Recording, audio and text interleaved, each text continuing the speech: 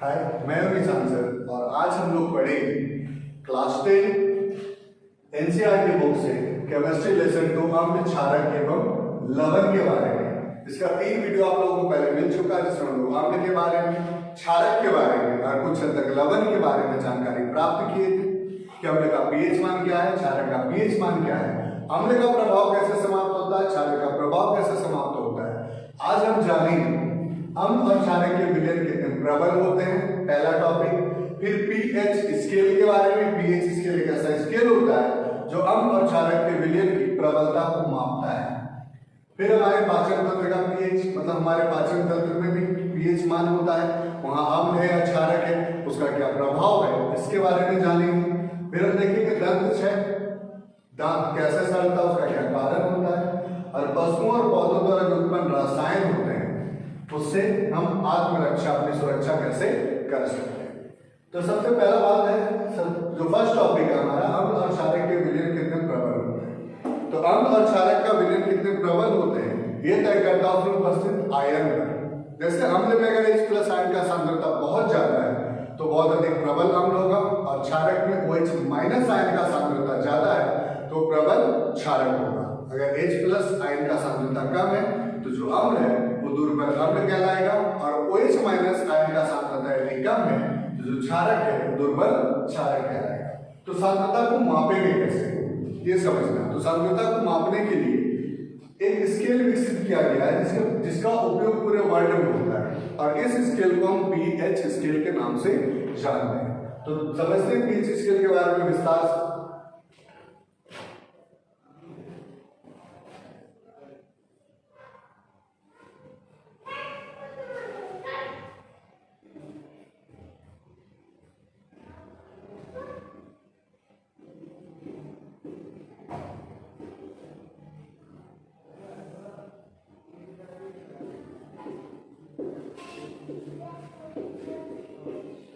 यह हमारा pH scale है।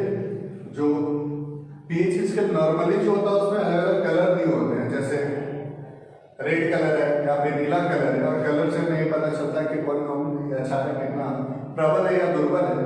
यहाँ समझने के लिए बस ये देख रहे हैं कि पीएच स्केल में कितने से कितने तक पीएच मान को ज्ञात कर सकते हैं। तो नजर आ रहा है कि 0 से लेकर के हम 14 तक के पीएच मान को ज्ञात कर सकते हैं। और हम लोगों ने पहले जाना था अगर किसी विलयन का पीएच मान 7 से कम होता है तो वो जो विलयन है वो अम्ल होता है, और यदि किसी विलयन का पीएच मान 7 से अधिक होता है तो वो क्षारक होता है। हम जानेंगे कितना कम होगा तो कितना अम्लीय होगा, कितना ज्यादा होगा तो कितना क्षारकीय होगा। 2 उदाहरण लेते हैं।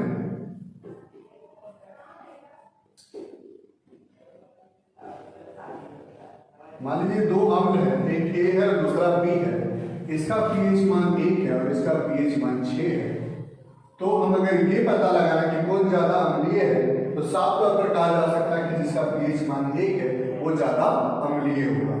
ऐसा इसलिए क्योंकि मैंने पहले ही बता दिया था आप लोगों को कि पीएच मान जितना कम होगा उतना ज्यादा H+ आयन का सांद्रता बढ़ते जाएगा, और जितना ज्यादा H+ आयन का सांद्रता बढ़ेगा वो जो अम्ल होगा वो अधिक अम्लीय होता जाएगा। कहने का अर्थ ये है कि 7 के नीचे 6, 5, 4, 3, 2, 1, 0 जितना कम होते जाएगा अम्ल का जो सांद्रता वो ज्यादा बढ़ते जाएगा। मतलब H+ आयन का सांद्रता जब बढ़ेगा तो अम्ल का जो अम्लीयता का अभिलक्षण है, अम्लीय का जो गुण है वो ज्यादा बढ़ता चला जाएगा। उसी प्रकार से अगर 7 से ऊपर हम जाते हैं 8, 9, 10, 11, 12, 13, 14, तो जैसे जैसे हम आगे बढ़ेंगे पीएच मान जैसे जैसे आगे बढ़ेगा विलयन अक्सर से अधिक क्षारीय होता चला जाएगा।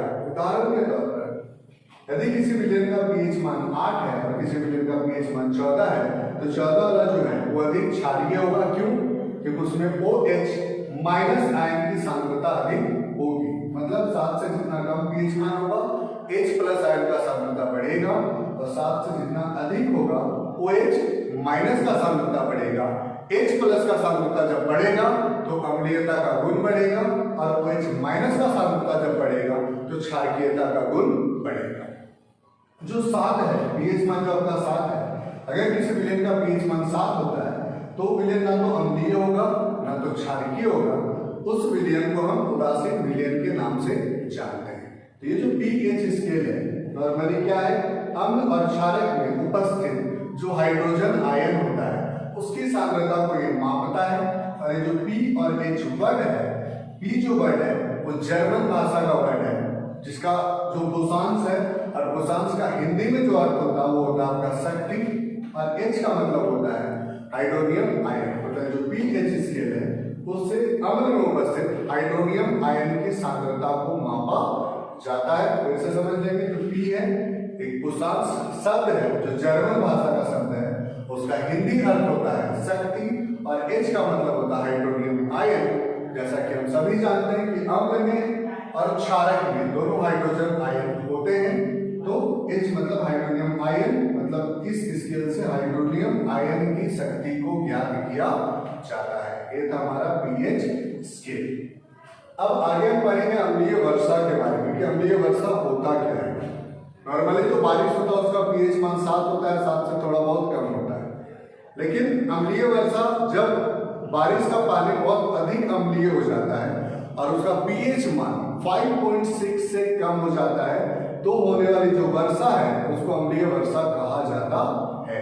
जैसे अम्लीय वर्षा होता क्यों है, अगर ये क्वेश्चन है तो सवाल जिसका जवाब ये होगा कि रोड पर चलने वाले जितने भी वाहन हैं, फैक्ट्रियों से निकलने वाले जितने भी धुएं हैं, सब में कार्बन डाइऑक्साइड है, सल्फर डाइऑक्साइड है, और कार्बन और सल्फर दोनों चूंकि आधातु होते हैं, और आधातु ऑक्साइड की प्रकृति जो है वो अम्लीय होती है। हमने पहले पढ़ा था कि आधातु ऑक्साइड की प्रकृति अम्लीय और धातु ऑक्साइड की प्रकृति जो वो क्षारकीय होती है। तो जो कार्बन डाइऑक्साइड, सल्फर का ऑक्साइड या नाइट्रोजन का ऑक्साइड वायुमंडल में जाते हैं वो ऑक्साइड अम्लीय होते हैं, और जब बारिश होता है तो बारिश के जल के साथ घुल करके वो बारिश के जल का pH मान को कम कर देते हैं, और जब बारिश के जल का pH मान 5.6 से कम हो जाता है तो होने वाली वर्षा को हम अम्लीय वर्षा कहते हैं।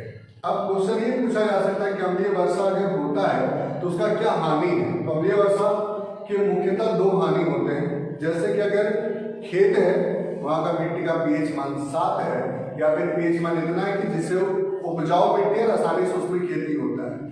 अगर अम्लीय वर्षा होता है तो अम्लीय वर्षा के कारण उस मिट्टी का जो pH मान है वो बहुत ज्यादा कम हो जाएगा, मिट्टी अम्लीय हो जाएगा और उसका जो उपजाऊ क्षमता है वो कम हो जाएगा, पहला। दूसरा, अम्लीय वर्षा का जल जब नदी में, तालाब में, झील में जाता है तो वहां के जल का pH मान भी कम हो जाता है, अर्थात नदी, तालाब, जो झील है उसका pH मान भी कम होता है, वो अम्लीय हो जाता है, जिससे जल में रहने वाले जीवों को कठिनाई होती है। तो 2 हानियां, पहला मिट्टी की उपजाऊ क्षमता में कमी आना, दूसरा जलीय जीवों का जो उत्तरजीविता है, जीने का जो क्षमता है वो कम हो जाता है। और अम्लीय वर्षा क्या है हमें समझ लिया। अब हम आगे देखेंगे हमारे पाचन तंत्र का pH। क्या हमारे पाचन तंत्र में भी pH है? तो क्लास 10th में ही आपने पढ़ा होगा, जब पाचन तंत्र के बारे में हम लोग पढ़ते हैं तो हमारे आमाशय में एक अम्ल स्रावित होता है जो भोजन के पाचन में उपयोगी होता है और जरूरी होता है। बिना उस अम्ल के भोजन का पाचन संभव नहीं है, और वो जो अम्ल होता है वो हाइड्रोक्लोरिक अम्ल होता है। कभी कभी जब इंसान जरूरत से ज्यादा खाना खा लेता है, फिर वैसा खाना खाता है जिसका पाचन हमारे शरीर में सही से नहीं होता, तो अम्ल तो स्रावित होता है लेकिन भोजन का पाचन नहीं हो पाता, जिस वजह से अम्ल का मात्रा हमारा जो आमाशय है उसमें बढ़ जाता है, जिसके कारण हमें पेट में दर्द, जलन इत्यादि शुरू हो जाता है, जिसे हम एसिडिटी के नाम से भी जानते हैं। तो अम्ल की भूमिका पाचन तंत्र में भी है, भोजन को पचाने के लिए बहुत ज्यादा इंपॉर्टेंट है। बिना हाइड्रोक्लोरिक अम्ल के भोजन का पाचन संभव नहीं है, लेकिन वही हाइड्रोक्लोरिक अम्ल का मात्रा यदि बढ़ जाता है, अधिक हो जाता है, तो उसी से हमें नुकसान भी होता है। हम जानेंगे दंत क्षय कि दंत क्षय में pH का क्या महत्व है।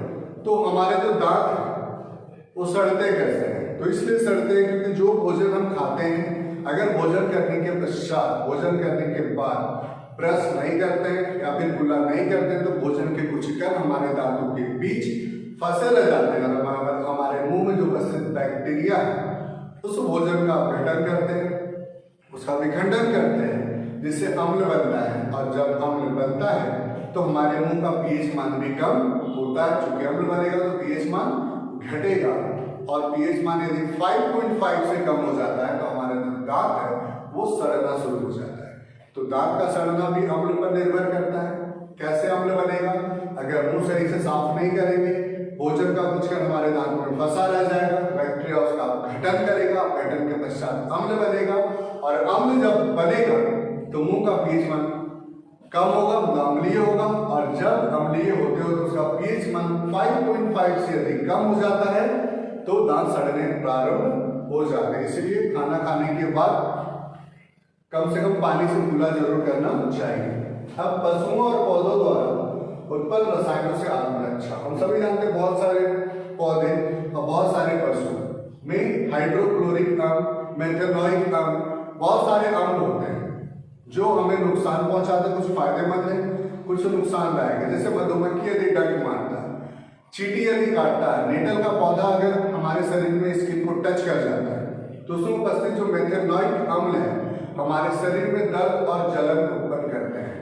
मतलब चाहे चींटी काटे, मधुमक्खी डंक मारे या नेटल का पौधा छू जाए, उसमें जो अम्ल है वो मेथेनॉइक अम्ल है जो आपके शरीर में दर्द और जलन उत्पन्न करेगा। ये था पौधों और पशुओं द्वारा उत्पन्न रसायनों से हमारा जो नुकसान था वो, इससे आत्मरक्षा कैसे करेंगे। हमने पहले के वीडियो में ऐसा पढ़ा था कि किसी भी अम्ल का प्रभाव यदि समाप्त करना है तो क्षारक का इस्तेमाल किया जाता है। जब क्षारक का यूज करेंगे तो अम्ल का प्रभाव खत्म हो जाएगा। इसीलिए जब भी मधुमक्खी डंक मारता है तो हम अपने शरीर में जंग लगा हुआ लोहा रगड़ते हैं या फिर साबुन से उसको धोते हैं। ऐसा इसलिए क्योंकि साबुन भी क्षारकीय होता है, और जंग लगा हुआ लोहा जो कि धातु है और उसमें जंग लगा हुआ है तो धातु ऑक्साइड होगा। और थोड़ी देर पहले मैंने बताया था कि धातु ऑक्साइड की जो प्रकृति होती है वो जो है वो क्षारकीय होती है। इसी वजह से जब भी मधुमक्खी डंक मारे, चींटी काट ले तो जंग लगा हुआ लोहा हम रगड़ते हैं ताकि हमें राहत मिल जाए, क्योंकि जंग लगे हुए लोहे में क्षारक होते हैं।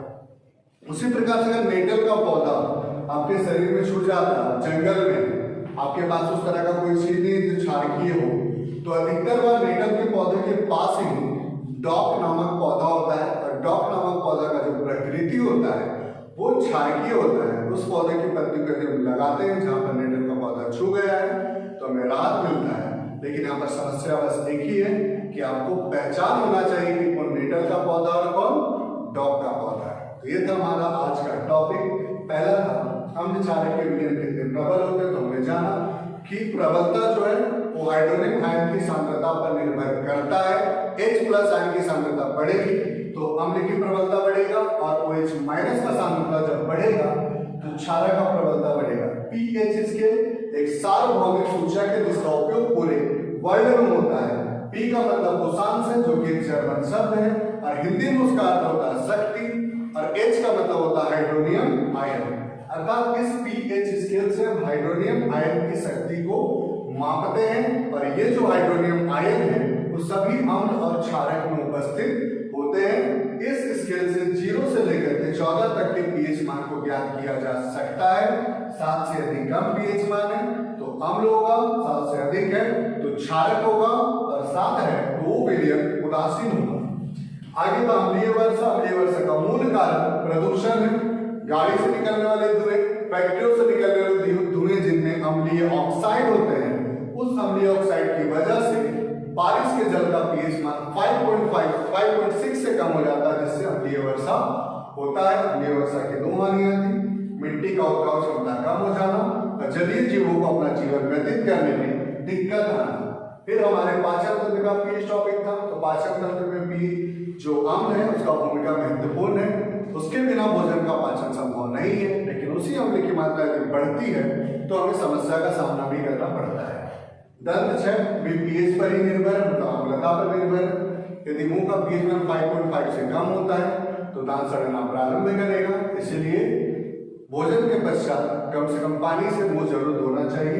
फिर पशुओं और पौधों द्वारा उत्पन्न रसायनों से आत्मरक्षा। तो पशुओं और पौधों द्वारा जो उत्पन्न रसायन होते हैं अधिकतर वो अम्लीय होते हैं जो हमें नुकसान पहुंचाते हैं, और अम्ल के प्रभाव को समाप्त करने के लिए हम क्षारक का इस्तेमाल करते हैं। तो ये हमारा आज का टॉपिक था। हम अगले वीडियो में मिलेंगे, लवण के बारे में जानकारी प्राप्त करेंगे, और साथ ही साथ बेकिंग सोडा का निर्माण, विरंजक चूर्ण का निर्माण, धोवन सोडा का निर्माण, प्लास्टर ऑफ पेरिस का निर्माण और सारे का उपयोग समझेगा। इसी के साथ इस लेसन को समाप्त करेंगे। आज के लिए बस इतना ही। धन्यवाद। जय भारत, जय